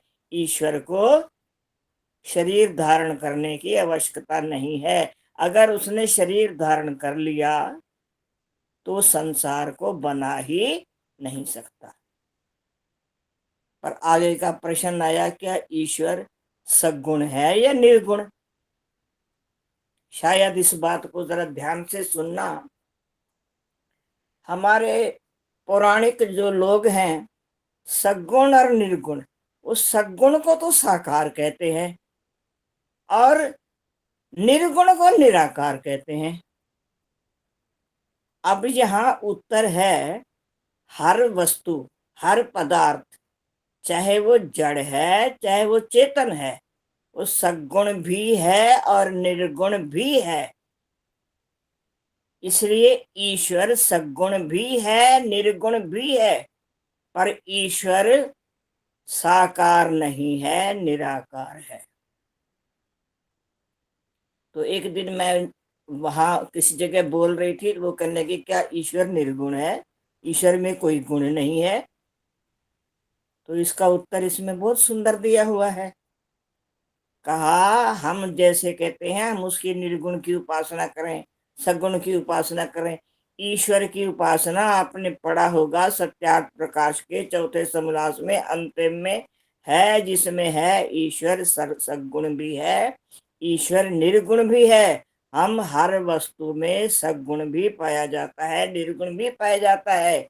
हम आर्य समाज का दूसरा नियम ले लें, ईश्वर सच्चिदानंद स्वरूप, इसमें सत्य, चित्त और आनंद उसके गुण हैं। यहाँ हमारी सगुण प्रार्थना है। यहाँ हम इस शब्द से ईश्वर को सगुण कहते हैं कि उसमें गुण है, सत्य है, चित्त है, आनंद स्वरूप है। आ रही है आदर्श जी, समझ आ रही है बात की? जी आ रही जी जी। हाँ जी। अनंत तो नहीं है, आत्मा अनंत तो नहीं है, हम अनंत तो ईश्वर के पास है। आनंद, आनंद बता रहे हैं, रुकिए आप एक मिनट रखिए। आनंद बताया, आनंद, सच्चिदानंद। ईश्वर जो हमारा नियम है ना, पहला नियम, ईश्वर सच्चिदानंद, यानी ईश्वर में सत्य, चित्त जो आनंद है, इन्हीं तीनों चीजों से ईश्वर सगुण है। आगे का जो नियम है निराकार, उसमें आकार लेने का गुण नहीं है, वहां ईश्वर निर्गुण है। ये गुण उसमें नहीं है कि वो आकार ले ले। आगे समझ, यानी उसमें वो निर्गुण है, ईश्वर वहां निर्गुण है। आगे का सारा ये जितने भी इस नियम में शब्द हैं, ऐसे ही घटते जाओ। अजन्मा है, उसमें जन्म लेने का गुण नहीं। नित्य है, ये उसमें गुण है। पवित्र है, ये उसमें सगुण है। यानी जो उसमें जो वो कर सकता है, जो उसमें गुण है, उसमें ईश्वर सगुण है। जो गुण ईश्वर धारण कर ही नहीं सकता, आकार वाला हो ही नहीं सकता, इसमें वो निर्गुण है। अब दूसरा कहा जीवात्मा। जीवात्मा भी कुछ चीजों में निर्गुण है और कुछ चीजों में सगुण है। जैसे जीवात्मा सत्य और चित्त है, ये तो उसके गुण सगुण है, उसकी सत्ता भी है और चेतनता भी है, उसमें गुण है। पर आनंद नहीं है, आनंद से वो निर्गुण है। आनंद उसे दूसरे से लेना पड़ता है, ईश्वर से लेना पड़ता है। यानी कहने का तात्पर्य है, अब आगे रही प्रकृति। प्रकृति केवल सत्ता में सगुण है। प्रकृति केवल सत्य है, चित्त और आनंद नहीं है। प्रकृति में चेतनता नहीं है और आनंद की तो बात ही नहीं। आनंद तो जीवात्मा में भी नहीं है, केवल ईश्वर में है। वहां भी जो जीवात्मा है, प्रकृति है, वहां केवल सत्ता में वो गुण है उसका, और चेतनता और आनंद उसी में निर्गुण है। यानी हमें ईश्वर की आराधना करते समय ये ध्यान रखना चाहिए कि ईश्वर आप सब गुणों में होते हुए सगुण है। ये गुण है आप में, ये गुण है आप में, ये गुण है। जब हम निर्गुण उपासना करें, हे ईश्वर आपने निराकार होते हुए इतने सारे संसार की रचना कैसे कर दी बिना हाथों के, ये उसकी निर्गुण उपासना है। यानी हमें भक्ति में निर्गुण और सगुण दोनों उपासना सिखाती हैं। हे ईश्वर बिना हाथ के ये नर्तन सा चोला सीम दिया, सुई धागा हाथ में कहीं नहीं। हम इस बात में खो जाएं, हे ईश्वर बिना हाथों के तूने कैसे बना दी सृष्टि। तो वहां ईश्वर किसी में गुण जो उसके अपने नैमित्तिक गुण हैं, उस ईश्वर के तो सारे नैमित्तिक जो गुण हैं। कहने का तात्पर्य यही है कि ईश्वर सगुण भी है, निर्गुण भी है, पर साकार नहीं है, निराकार है। इस बात को नोट कर लो, साकार नहीं हो सकता, निराकार है। और सगुण और निर्गुण दोनों हैं उसमें। एक बहन ने कहीं अपने उनके पास एक पुस्तक होगी कोई पौराणिकों वाली, तो सब बहनों ने सोचा ये रोज कहती है, मेरे साथ उनका प्यार बना हुआ था पर इसमें विषय में मतभेद रहता था। मैं यूं कहती थी ईश्वर साकार नहीं हो सकता, वो कहती ईश्वर साकार हो जाता है। मेरे पास पुस्तक लेके आ गई, कहने लगी इसमें देखो, इसमें लिखा हुआ है सगुण और निर्गुण। मैं कि हाँ सगुण और निर्गुण लिखा हुआ है ना, साकार निराकार तो नहीं लिखा हुआ। कहती है निराकार को निर्गुण कहते हैं, साकार को सगुण कहते हैं। मैं कि नहीं, ये मैंने भगवान की दया से थोड़ा सा ये पढ़ा हुआ था सत्यार्थ प्रकाश में। मैंने कहा निर्गुण और सगुण और वस्तु है, निराकार और साकार और वस्तु है। ईश्वर निराकार है, साकार हो ही नहीं सकता। अगर साकार हो गया तो वो मनुष्य जैसा हो जाएगा, उसे गर्भ में आना पड़ेगा। साकार के लिए आकार चाहिए, आकार के लिए उसे शरीर बनाना पड़ेगा। अगर उसका शरीर वो गर्भ में ईश्वर आ नहीं सकता, अगर गर्भ में आ गया तो इस ईश्वर को गर्भ में लाने के लिए कोई और शक्ति चाहिए उसके शरीर बनाने के लिए। ऐसे करते करते करते कहीं भी हद नहीं होगी। ईश्वर को किसने पैदा किया उसने, फिर उसको किसने पैदा किया उसने। ईश्वर सर्वोपरि है, ईश्वर से ऊपर कोई नहीं है।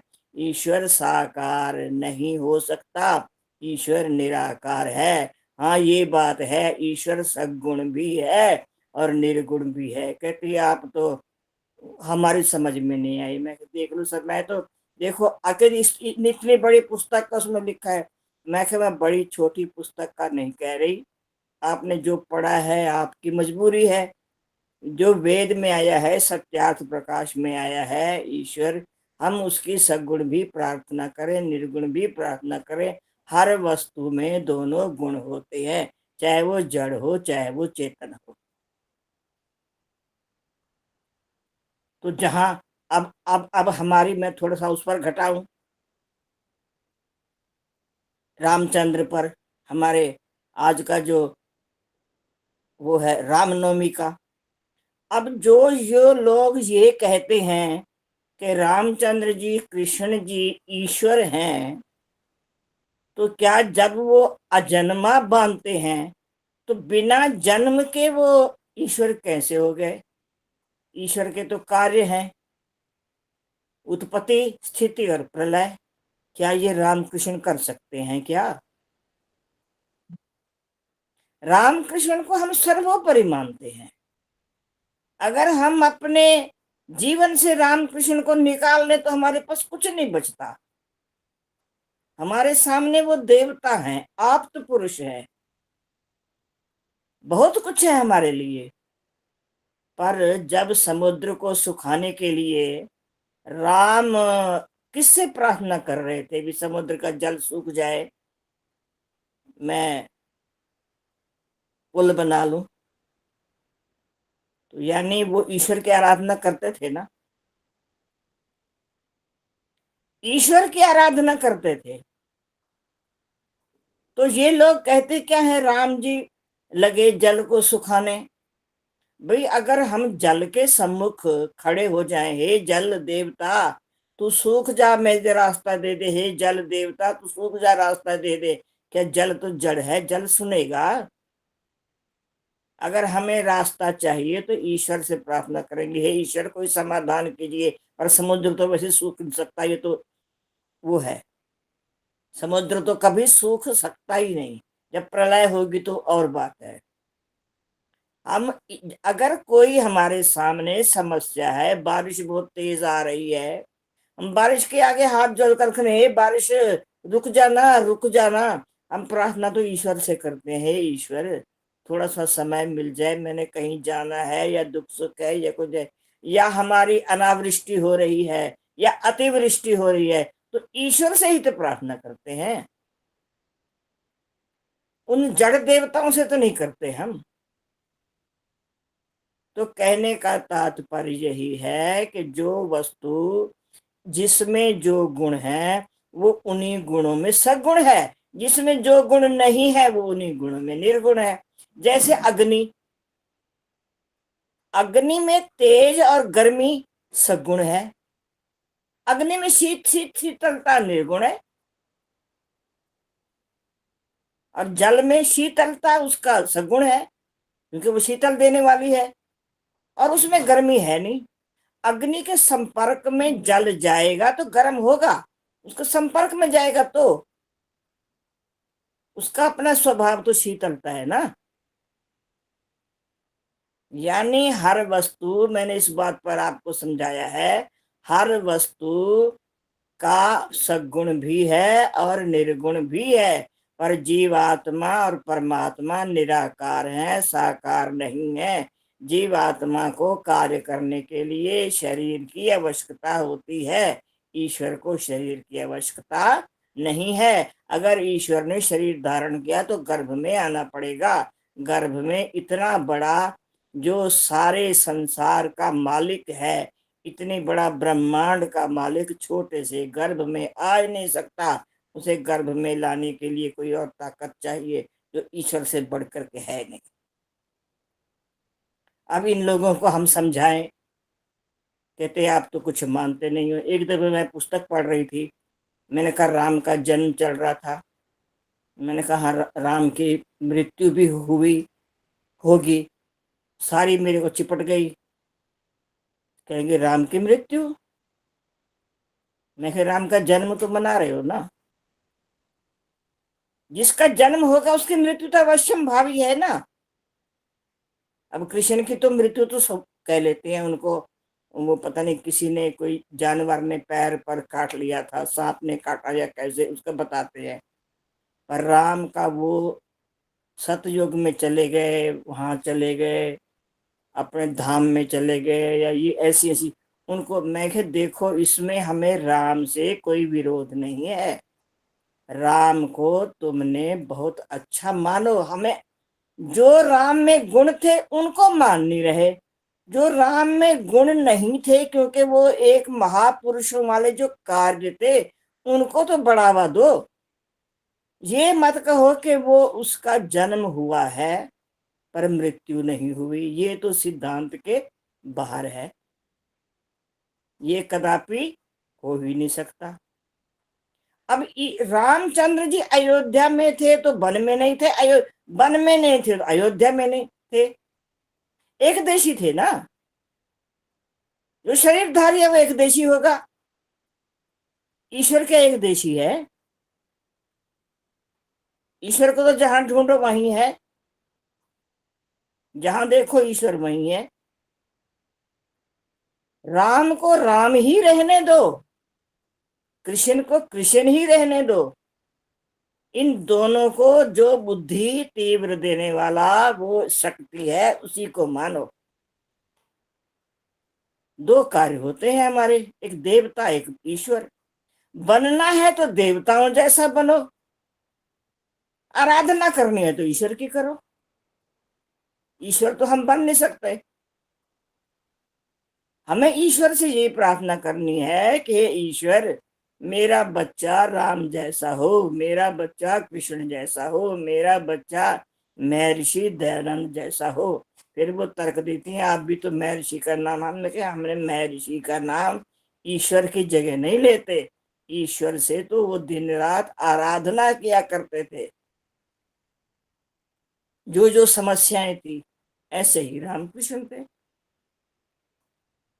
रामकृष्ण हमारे लिए सर्वोपरि हैं, इसको हम कदापि नहीं भुला सकते। आज रामनवमी के दिन मैं आपसे बार बार यही कह रही हूँ, हमारे दिल में राम कृष्ण के प्रति जो श्रद्धा है, जो आदर है, वो यही है कि जो उन जैसा हमारे सम्मुख अभी तक कोई नहीं आया, राम कृष्ण जैसा है। हमें सौभाग्य जो हम राम के निज वंश के हैं, कृष्ण से हम हैं सभी घातक दुराजो कंस के हैं। हम राम नवमी मनाएं, इसमें हमारा जीवन सार्थक हो, राम के जीवन को जाने, राम कैसे थे। फिर दूसरी बात, राम ने मुझे एक बात बीच में याद आ गई, 2 मिनट में, 1 मिनट में खत्म कर दूंगी। जब राम वन में बैठे थे तो उनके पास शूर्पणखा आई, कहती मैं आपसे शादी करना चाहती हूँ। तो ये सारा इतिहास आपको पता है, मैंने इसलिए राम का इतिहास नहीं छेड़ा, क्योंकि आप सभी जानती हैं। तो कहने का उन्होंने कहा, जब भी मेरे साथ तो मेरी पत्नी बैठी है, अब ये लक्ष्मण जी बैठे हैं, इनसे बात कर लो। वो तो उन्होंने एक बहाना बनाया, या क्या है, कहाँ तक सत्य है कहाँ तक नहीं है ये नहीं पता। तो वहां उसने शूर्पणखा ने कहा, आपके पिता की 3 स्त्रियां थी, बैठी है तो कोई बात नहीं, आप दूसरी शादी मेरे साथ कर लो। तो राम आज्ञाकारी थे पिता के। आज्ञाकारी का तात्पर्य ये नहीं है कि जो उनकी आज्ञाकारी पुत्र होता है वो पिता की गलती जैसी फिर गलती कर ले। उन्होंने क्या उत्तर दिया, इसलिए तो मैं आज वन में बैठा हूं। मेरे पिता की 3 स्त्रियां थी, उन्होंने दोहराया नहीं बात को। जब उसने कहा आपकी पिता की 3 स्त्रियां हैं, तो उन्होंने कहा इसलिए तो मैं जंगल में बैठा हूं, यहाँ बैठा हूं। यानी उनके अंदर ये मलाल था। आज्ञाकारी का तात्पर्य ये नहीं है कि हम अगर पिता में कोई कमी है तो आज्ञा एक तरफ, गलती उनकी जो पिता से हुई है वो पुत्र से ना हो, ये है उसका राम का जीवन। अब हम किसी को कहे शराब मत पियो, कहते हमारे पिताजी भी पीते थे, फिर क्या हो गया, हमारा सारा परिवार पीता है। अगर पिता पीता है तो पुत्र ना सीखे, पुत्र पीता है तो पिता ना सीखे, पिता छोड़ दे। कहने का तात्पर्य जो बुराई है उसको पिता पुत्र की आज्ञा में मत लो, जो गलती है वो गलती। रामचंद्र के मुख से कोई भी माता पिता के लिए कोई शब्द नहीं निकले, इतना उनका वो आज्ञा थी। एक क्षण में ही 14 वर्ष के लिए तैयार हो गए, पर ये शब्द उन्हें क्या, मैं 3 थी तभी यहाँ बैठा हूँ।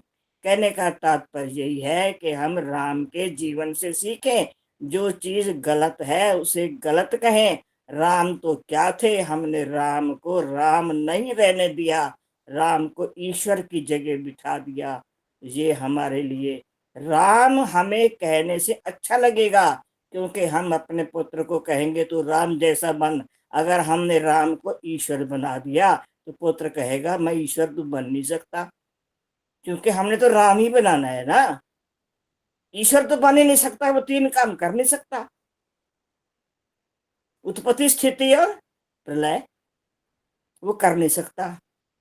अगर हमने उसको राम बनाया तो मेरा भी कल्याण, मेरे बेटे का भी कल्याण, संसार का भी कल्याण।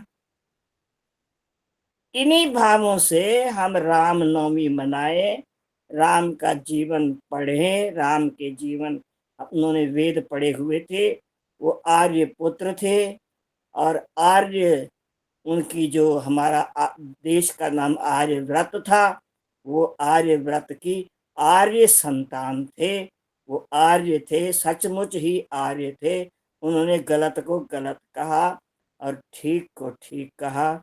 मैं समय अधिक हो गया, क्षमा चाहती हूँ जो मेरे से, क्योंकि ऐसा विषय ऐसा होता है जब लय बन जाती है तो छोड़ने का मन नहीं करता।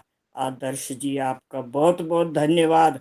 अगर मेरी बात किसी को कड़वी लगी हो तो मैं क्षमा भी चाहती हूँ, क्योंकि मैंने तो वेद की सिद्धांत की बात कही है, सगुण निर्गुण निराकार साकार, इसे हमने ध्यान में रखना है, सत्यार्थ प्रकाश को पढ़ना है। ओम शांति शांति शांति।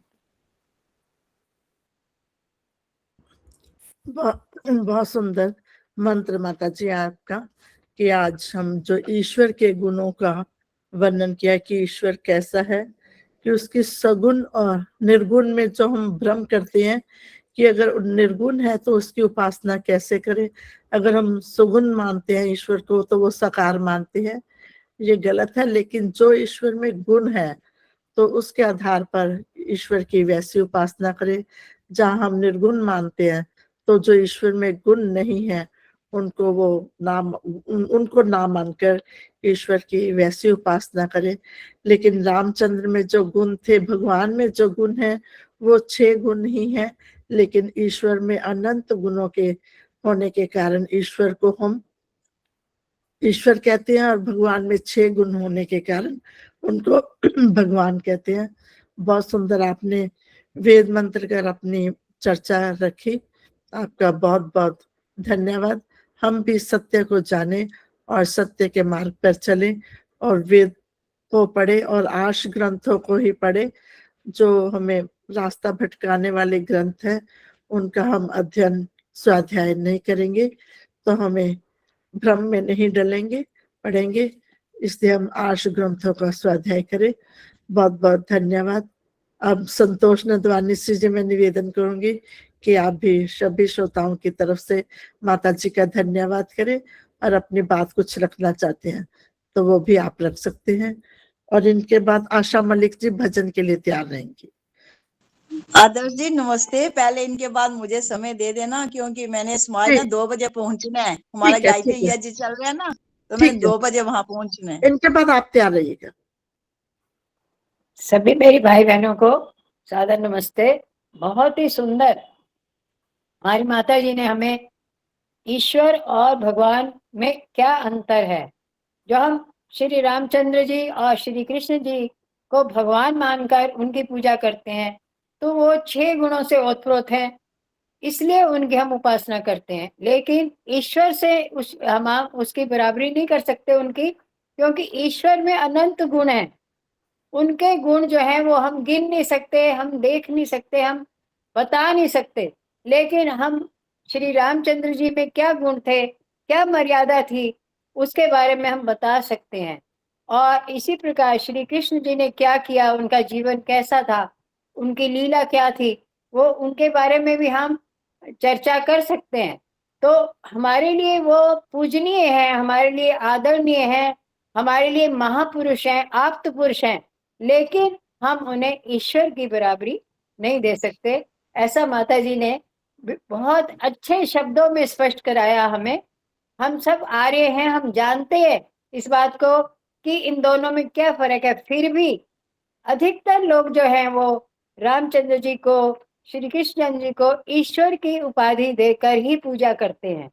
तो उसमें हम वैदिक जो हम धर्म के या वैदिक सिद्धांती लोग हैं, उसमें हम थोड़ा सा इस बात पर हम चर्चा करते हैं, या इसमें हम उनको थोड़ा सा गलत मानते हैं, क्योंकि वो जन्म लिया है उन्होंने पूरा जीवन जिया है, हमारे सामने सारी क्रियाएं की हैं, फिर उनकी मृत्यु भी हुई है। तो ईश्वर ना तो जन्म लेता है और ना ही उनकी मृत्यु होती है। तो इस बारे में बिल्कुल स्पष्ट ज्ञान हमें माता जी ने दिया। बहुत अच्छा, बहुत सुंदर उपदेश था, और स्पष्ट सारांश में इन्होंने सारा कुछ स्पष्ट कर दिया कि हमें किस प्रकार रामनवमी को मनाना है।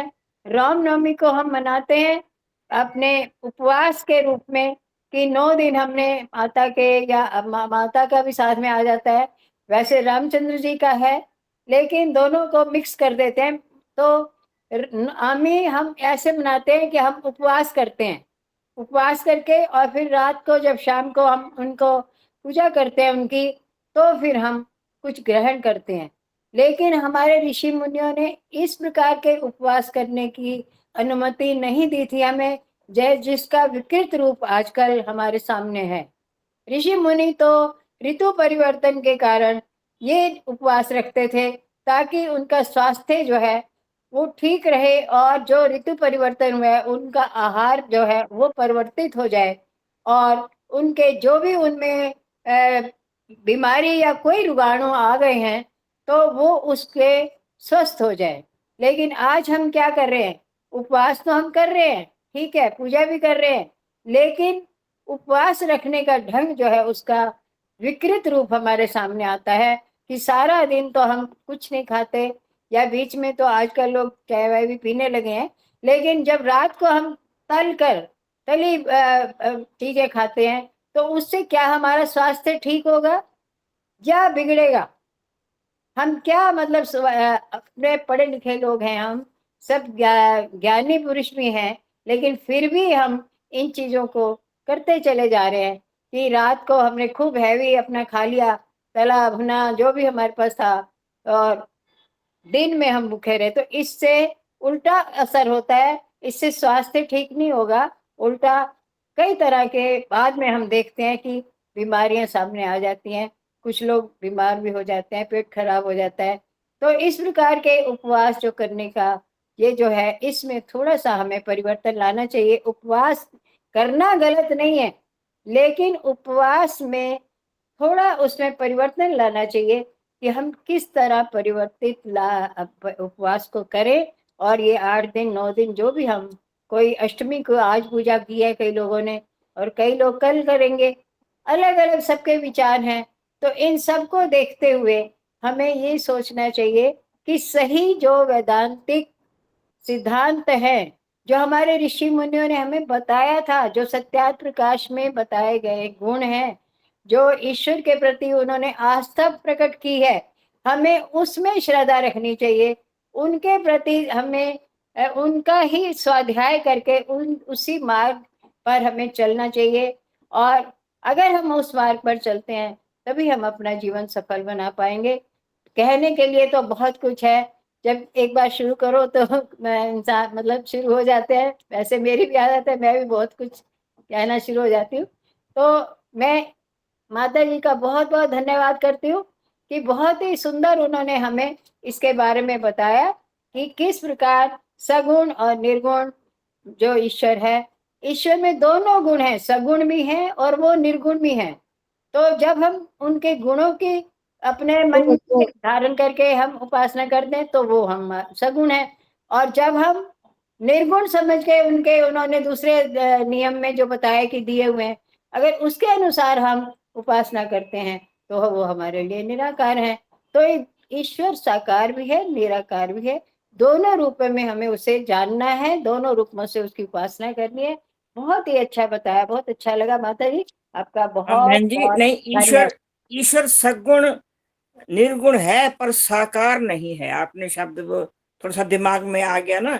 निर्गुण और सगुण दोनों हैं, पर साकार नहीं है, निराकार है। जब हम उनको सगुण के रूप में उपासना करते हैं तो वो साकार है। मैंने ये नहीं नहीं नहीं नहीं साकार नहीं, ठीक है, बहुत बहुत धन्यवाद। अब कई बार स्लिप हो जाता है मन से। हाँ, स्लिप हो गया, कोई बात नहीं। ईश्वर निराकार ही है, तो उसके निराकार ईश्वर की हम उपासना करें। लेकिन जो उनके गुण है, निर्गुण और सगुण, वो जो ईश्वर में गुण है वो सगुण है, जो नहीं है वो निर्गुण है। इस हिसाब से ईश्वर की हम उपासना करें। बहुत बहुत धन्यवाद माता जी का भी, संतोष जी आपका भी। आइए सुनीता रसोत्रा जी, आपने मंदिर वहां जाना है समाज, तो संगठन सूक्त के मंत्रों का पाठ, फिर एक दो भजन कराएंगे। आइए। सभी को सादर से प्रेम नमस्ते जी। आदर्श जी, मैं क्षमा चाहती हूँ, हमारी आज जो ना गायत्री यज्ञ की पूर्णा होती है, तो मुझे जल्दी पहुंचना था, इसलिए मैंने प्रार्थना की। मैं ज्यादा समय भी नहीं लूंगी। आप अपनी कृष्णा मुखी माता जी का भी बहुत बहुत धन्यवाद करूंगी। बहुत सुंदर इन्होंने बताया रामचंद्र जी के बारे में, ईश्वर के साकार निराकार रूप के सगुण, और उसका भी बताया आपने। संतोष नंदवानी जी ने और उपवास को स्पष्ट किया। बहुत बहुत सभी का धन्यवाद। अब संगठन सूक्त। ओम समिद्युवसे वृष्णग्ने विश्वानर्यया इडस्पदे समिद्यसे सनो वसून्या भर। हे प्रभो तुम शक्तिशाली हो बनाते सृष्टि को, वेद सब गाते तुम्हें है, कीजिए धन वृष्टि को। ओम संगच्छध्वं संवदध्वं संवो मनसि जानताम् देवा भागं यथा पूर्वे संजनाना उपासते। प्रेम से मिलकर चलो बोलो सभी ज्ञानी बनो, पूर्वजों की भांति तुम कर्तव्य के मानी बनो। ओम समानो मंत्रः समितिः समानि, समानं मनः सह चित्तमेषाम्, समानं मंत्रमभिमन्त्रये वः, समानेन वो हविषा जुहोमि। हो विचार समान सबके, चित्त मन सब एक हो, ज्ञान देता हूँ बराबर, भोग्य पास सब नेक हो। ओम समानी व आकुति समाना, हृदयानि वह समानमस्तु वो मनो, यथा वह सुसहासति। हो सभी के दिल तथा संकल्प विरोधी सदा, मन भरे हो प्रेम से जिससे बड़े सुख संपदा। मन भरे हो प्रेम से जिससे बड़े सुख संपदा। आदर्श जी, बहुत बहुत धन्यवाद मुझे समय देने के लिए। बहुत बहुत पुनः सभी का धन्यवाद। बहुत सुंदर संगठन सूक्त के मंत्रों का अर्थ सहित उच्चारण किया। जैसा हम अपनी वाणी से बोलते हैं वैसा ही हम अपने कर्म में ले आए तो हमारा जीना सार्थक हो जाता है। जो हम संगठन सूक्त के मंत्रों का पाठ करते हैं वैसे ही हम मिलकर प्रेम से रहें, यही हमारे व्यवहार में भी होना चाहिए। बहुत बहुत धन्यवाद सुनीता जी आपका। अब भजनों की श्रृंखला में एक भजन आशा मलिक जी आप आइए। शशि जायसवाल जी, आप आर्य समाज के नियम पढ़ने के लिए तैयार रहिए। आप आर्य समाज के नियम अभी बाद में, अभी आइए आशा मलिक जी। हाँ जी, नमस्ते जी सबको। आदर्श जी, राम का भजन या स्वामी जी का? कोई भी बोल देते। अच्छा, मेरे राम के गीत गा के तो देखो, रामायण से सीखो, सिखा के तो देखो। मेरे राम थे रोज वेदों को पढ़ते, सुबह शाम संध्या भजन यज्ञ करते। ये वेदों की आज्ञा निभा के तो देखो, मेरे राम के गीत गा के तो देखो। पितु मात आज्ञा को दिल में बिठाया, वर्ष 14 वनवास हंस के निभाया। ये आदर्श ऊंचा बना के तो देखो, मेरे राम के गीत गा के तो देखो। ऋषियों की सेवा में तन मन लगाया, तपस्वी सजीवन धर्म को निभाया। धर्म पर चलो और चला के तो देखो, मेरे राम के गीत गा के तो देखो। सीता को रावण उठा लंका लाया, श्री राम सीता ने कष्टों को पाया। जंगलों में सेना बना के तो देखो, मेरे राम के गीत गा के तो देखो। लड़े थे लड़ाई और रावण भी हारा, सुपात्रों की रक्षा कुपात्रों को मारा।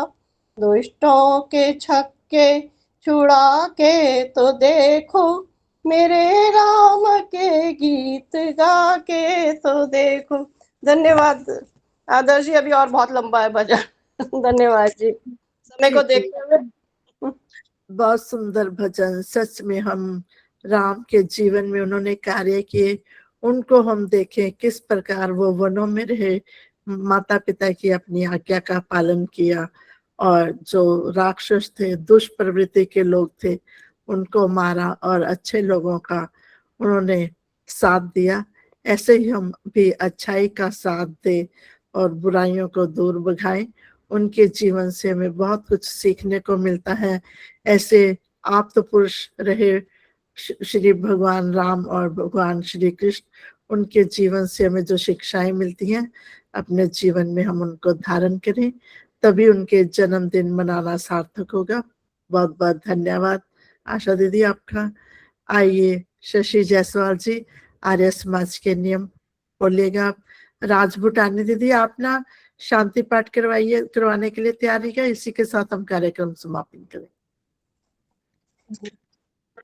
सभी बहनों को सॉरी, मैं नहीं कर पाऊंगी, प्लीज। चलिए शांति पाठ भी मैं करवा दूंगी, आप बोल ठीक है। तो आर्य समाज के नियम, आर्य समाज के नियम का पालन करते हैं, हम सबको करना चाहिए। सब सत्य विद्या और जो पदार्थ विद्या से जाने जाते हैं, उन सब का आदि मूल्य परमेश्वर है। ईश्वर सच्चिदानंद स्वरूप, निराकार, सर्वशक्तिमान, न्यायकारी, दयालु, अजन्मा, अनंत, निर्विकार, अनादि, अनुपम, सर्वाधार, सर्वेश्वर, सर्वव्यापक, सर्वांतर्यामी, अजर, अमर, नित्य पवित्र और सृष्टिकर्ता है। उसी की उपासना करने योग्य है। वेद सब सत्य विद्याओं का पुस्तक है। वेद का पढ़ना पढ़ाना और सुनना सुनाना सब आर्यों का परम धर्म है। सत्य के ग्रहण करने और असत्य के छोड़ने में सर्वदा उद्यत रहना चाहिए। सब काम धर्मानुसार तथा अर्थात सत्य और असत्य को विचार करके करते चाहिए। संसार का उपकार करना इस समाज का मुख्य उद्देश्य है, अर्थात शारीरिक, आत्मिक और सामाजिक उन्नति करना। सबसे प्रीति पूर्वक धर्मानुसार यथा योग बरतना चाहिए। अविद्या का नाश और विद्या की वृद्धि करनी चाहिए। प्रत्येक को अपनी ही उन्नति से संतुष्ट रहना चाहिए, किंतु सबकी उन्नति में अपनी उन्नति समझनी चाहिए। सब मनुष्यों को सामाजिक सर्वहितकारी नियम पालने में परतंत्र रहना चाहिए और प्रत्येक हितकारी नियम में सब स्वतंत्र रहे। ओम। आपका बहुत बहुत धन्यवाद, बहुत अच्छा। बहुत सुंदर आर्य समाज के नियमों का आपने उच्चारण किया। आज तो माता जी ने दूसरे नियम के अनुसार एक पूरी वेद मंत्र की व्याख्या किया कि ईश्वर कैसा है, उसी ईश्वर को हम माने। और जो तीसरा नियम है, वेद का पढ़ना पढ़ाना और सुनना सुनाना सब आर्यों का परम धर्म है।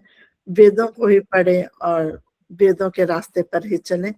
बहुत बहुत धन्यवाद शशि जी आपका। अब आइए राजपुटानी तिथि शांति पाठ के साथ इस कार्यक्रम का समापन करते हैं।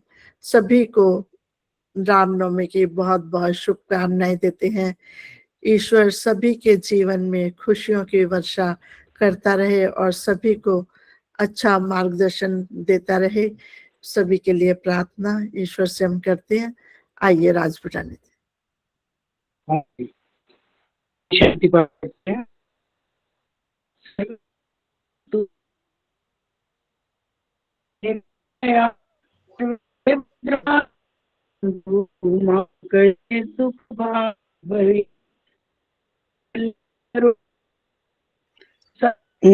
नेट की प्रॉब्लम हो रही है। जी राजपुटानी जी, आपकी आवाज क्लियर नहीं है। हाँ, नेट की प्रॉब्लम है जी। मैं किसी और को बोलती हूँ, ये खुद ही मैं करती हूँ।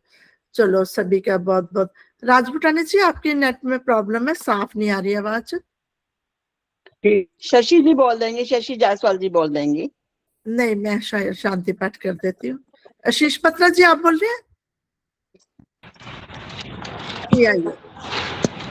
ओम द्यौः शान्ति अन्तरिक्षगं शान्ति पृथ्वी शान्तिरापः शान्तिरोषधया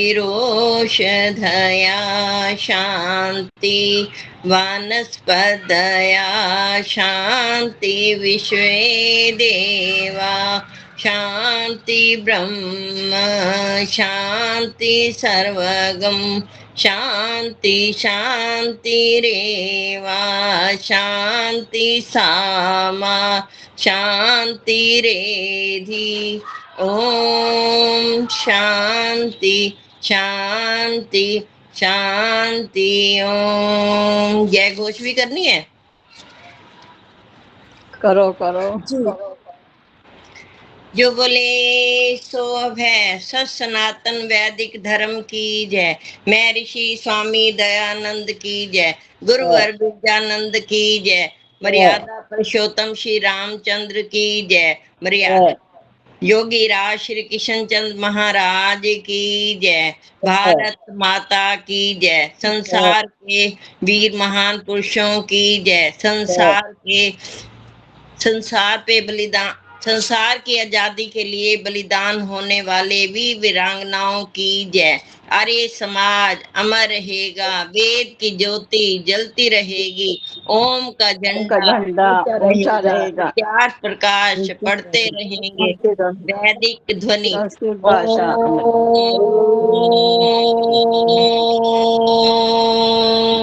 वैदिक अभिवादन सभी को